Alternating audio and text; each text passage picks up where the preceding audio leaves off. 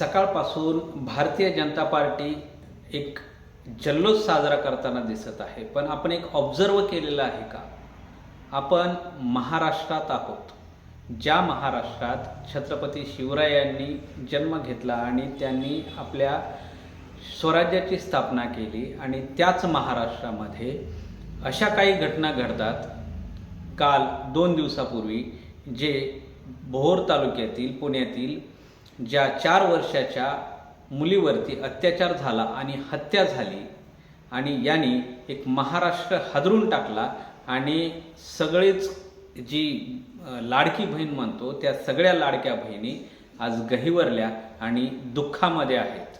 आणि अक्षरशः या महिला रस्त्यावरती उतरून आंदोलनं करतात आणि आंदोलन करत असतानाच त्यांच्यावरती लाठीचार्ज होतो. परंतु आज दिवसभरामध्ये माननीय मुख्यमंत्री मात्र पश्चिम बंगालच्या विजयाचं किंवा इतर राज्यामध्ये लागलेल्या निकालाचा विजय उत्सव साजरा करताना हे बघायला मिळतात. माननीय गृहमंत्र्यांना माझा प्रश्न आहे की तुम्ही किती असंवेदनशील आहात हे लोकांना तुम्ही दाखवून देत आहात.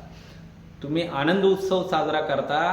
तुम्ही ज्या अल्पवयीन मुलीवरती 4 वर्षाच्या चिमुकलीवरती अत्याचार झाला आणि त्यांची निर्घृण हत्या करण्यात आली आणि त्या आरोपीच्या जो आरोपीवरती कठोरात कठोर कारवाई केलीच असं तुम्ही म्हणता, फाशी देतो असं तुम्ही म्हणता आणि तिला न्याय देण्याची तुम्ही भाषा करता. परंतु एकीकडे हजारो किलोमीटर दूर असणाऱ्या त्या राज्याच्या निकालाचा तुम्ही आनंद उत्सव साजरा करता. तुम्हाला त्या मुलीच्या पीडितेच्या घरी जायला वेळ नाही, तुम्हाला अशा ज्या घटना घडतात तिथं जायला वेळ नाही. परंतु हजारो किलोमीटर असणाऱ्या पश्चिम बंगालमध्ये तुम्ही प्रचारासाठी जाऊ शकता. एखाद्या महाराजाच्या मुलीच्या लग्नाला तुम्ही जाऊ शकता. परंतु पीडितेच्या नातेवाईकांना सांत्वन करण्यासाठी तुमच्याकडे वेळ नाही. आणि एवढे तुम्ही असंवेदनशील असाल असं आम्हाला वाटलं नव्हतं. परंतु तुम्ही लोकांना दाखवून देता की मी किती असंवेदनशील आहे.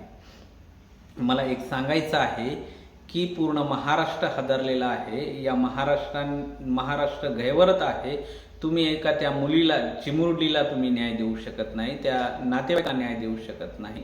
आणि कुठल्या तोंडाने तुम्ही आनंद उत्सव साजरा करता हे मला कळत नाही.